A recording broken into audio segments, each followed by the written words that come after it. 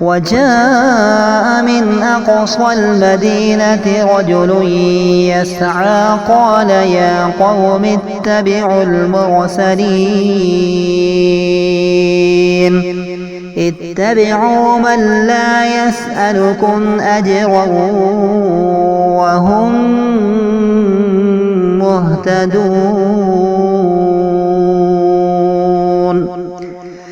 وما لي لا أعبد الذي فطرني وإليه ترجعون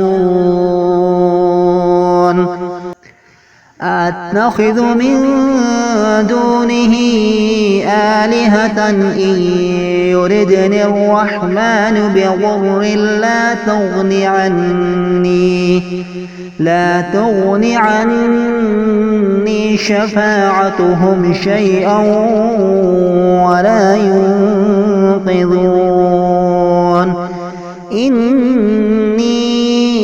إذا لفي ضلال مبين إني آمنت بربكم فاسمعون قيل ادخل الجنة قال يا ليت قومي يعلمون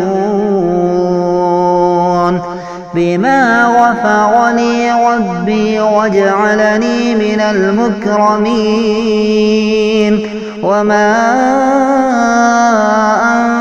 أنزلنا على قومه من بعده من جند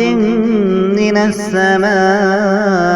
وما كنا منزلين إن كانت إلا صيحة واحدة فإذا هم خامدون